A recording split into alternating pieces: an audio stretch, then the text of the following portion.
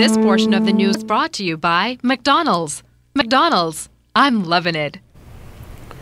Chairman of the PLP, Bradley Roberts, today said that the Christie administration continues to dig the Bahamas out of the deep economic hole the Ingram government left behind in May 2012.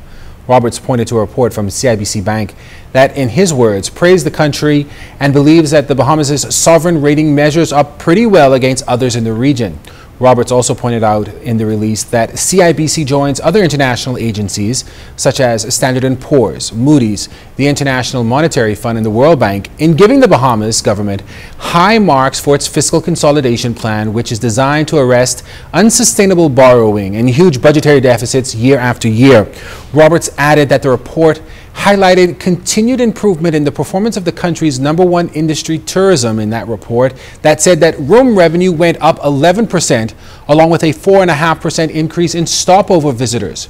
Roberts said it cannot be understated that the unbiased report on key performance indicators proves that the PLP can responsibly manage the public's purse.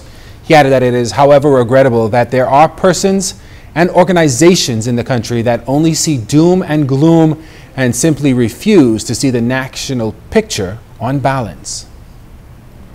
Yesterday evening, many of the nation's leaders came together to celebrate the sacrifices of Bahamians that led to Black Tuesday and the symbolic meaning of the historic occasion. Jarek Hayes tells us about the focus of last night's commemorative event in Rawson Square as government leaders spoke of the courageous act that ushered in an era of social change.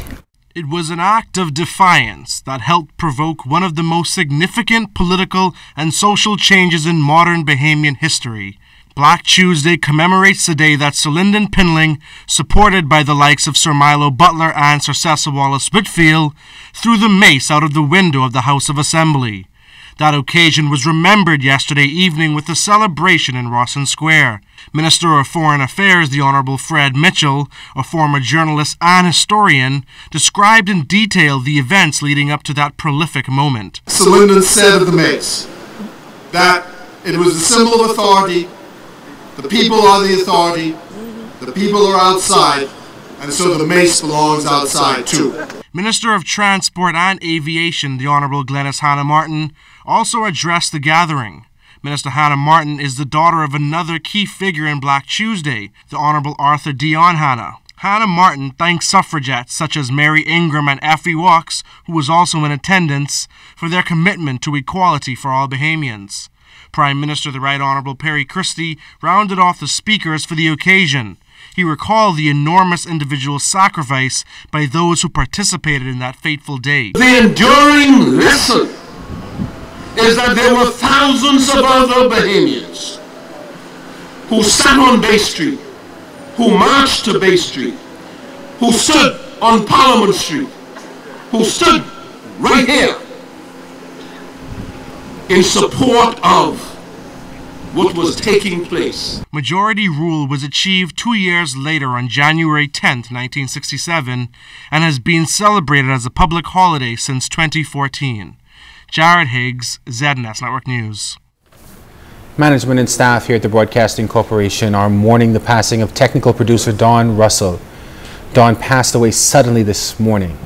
He was a quiet but focused individual who was very dependable and an outstanding worker. We reflect on his life. It's been a long day without you, my friend. We're comforted today knowing that God does all things well, and even when we don't understand, we trust that He knows exactly what He's doing, and we rest in that. But it's definitely a shocker. If you tuned into the morning newscast over the Bahamas Radio Network this week, you may have started off your day with technical producer Don Russell behind the controls. He was a 41-year-old sports fanatic who had a 19-year successful career with the Broadcasting Corporation's radio department. In his last days, those who worked closely with him say there was something contagious and positively different about his attitude and presence. Never was a bad employee, but he had transitioned from being a regular employee to becoming an exceptional employee. He was excited, was coming looking for work, wanted extra things to do.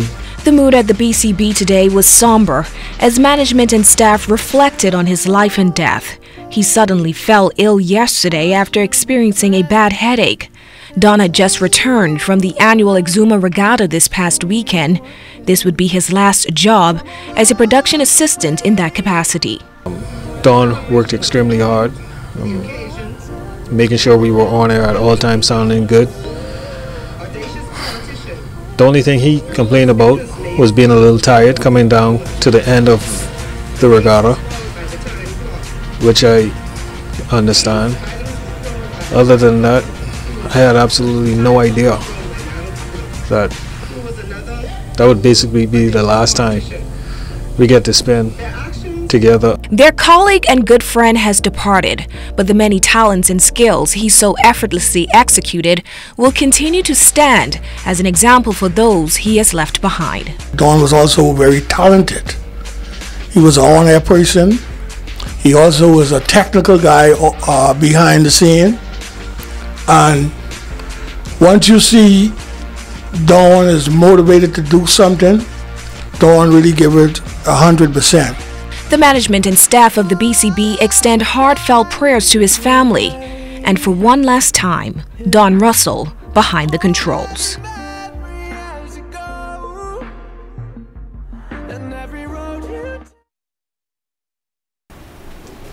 Well, we're just a few days away from the World Relays, and if the Bahamas is expecting to show its best to the world, I hope they're not going to be showing me running. Oh Lord, you and this running against. We're not running. I think that they need to give us a chance, at least a little bit of chance. The Broadcasting Corporation of the Bahamas joining forces with the international broadcasters to produce a Baha-mazing show. Here's Charles Fisher.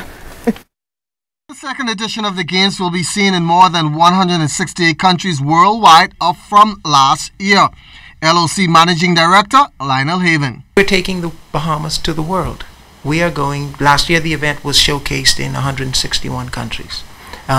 This year we anticipate equally as much, if not more, because last year was an inaugural event. There may have been some uncertainties by some of the countries and stations about what the event would be like. The success of last year's event would have made this a more attractive tool or program this year, and even though the time has changed to 7 p.m. start here locally, which means 12 midnight in the European countries, it still is being broadcast live in quite a number of countries. Those here in the Bahamas, especially those in the Family Islands that will not be attending the Games, will still have the best seat in the house, thanks to the Broadcasting Corporation of the Bahamas. It is certainly a privilege to work the LOC and play a major role in the promotion of the event, and on the 2 days of competition to provide live coverage to residents throughout the country.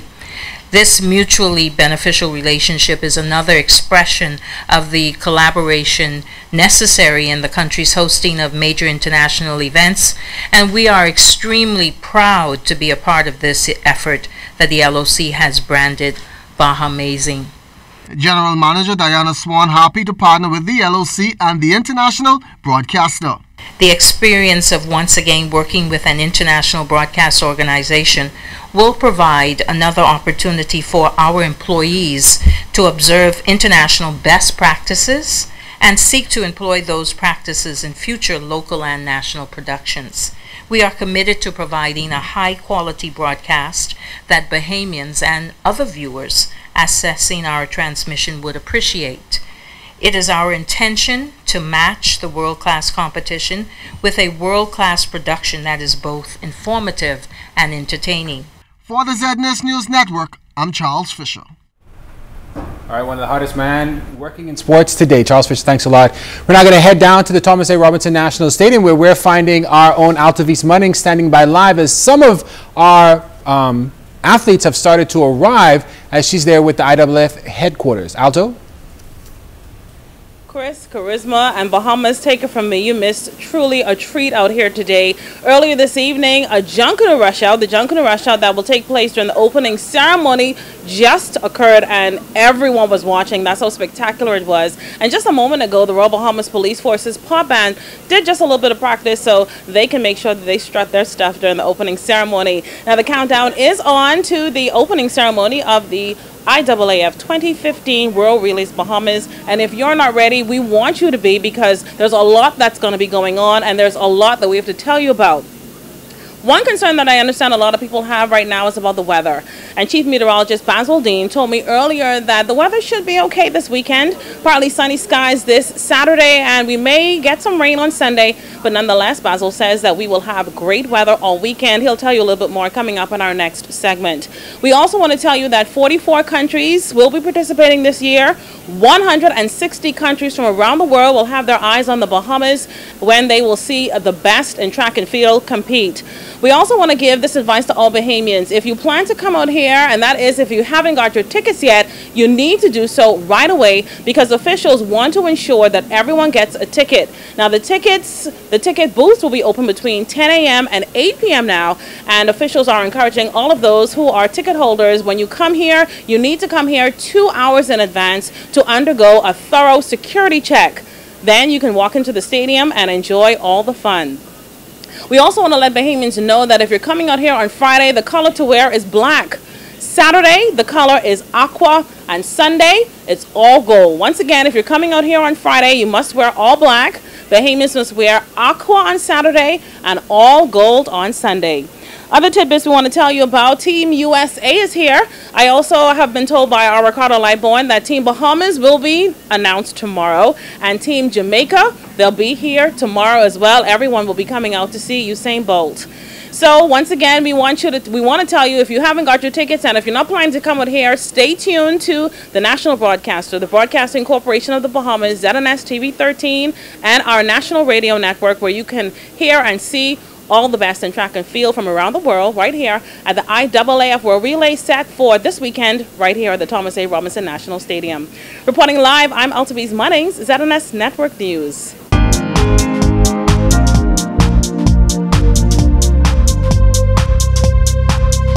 This is your Royal Fidelity Business News. I'm Jimenita Swain. Arizona-based resorts company The Enchantment Group announced Monday that it's acquired the Colvin Eleuthera from New Orleans businessman Sidney Torres IV. A purchase price was not disclosed. Torres purchased the 1960s-era resort in 2012 and opened it a year later after extensive renovations, investing a reported $12 million into the project. The Enchantment Group adds the 40-acre property to its holdings that include resorts in Sedona, Arizona, and Virginia's Chesapeake Bay. In other business news, the Bahamas Financial Services Board and the Insurance Commission of the Bahamas is participating and exhibiting in the RIM's 2015 annual conference and exhibition in New Orleans this week. Under the theme New Knowledge, New Innovations, and New Encounters, the event assembles global risk professionals to gain expertise, share experiences, and be a part of risk management. It also is an opportunity to connect colleagues with building new relationships and learn from industry experts. Annually, more than 10,000 persons attend RIMS. And in international business news, some things we see, we often think it can only happen in the movies. Well, the United States Department of Defense research revealing this week the progress of its course-correcting bullet development. The self-steering bullet has successfully completed several rounds of live-fire tests on long-distance targets. Video shows the Exacto rounds connecting with targets that are actively moving and attempting to evade the bullet's in-flight maneuvers. The recent live-fire field tests show that even novice shooters can hit moving long-range targets with the self-steering 50 caliber ammunition. That was your Royal Fidelity Business News. I'm Jimenita Swain.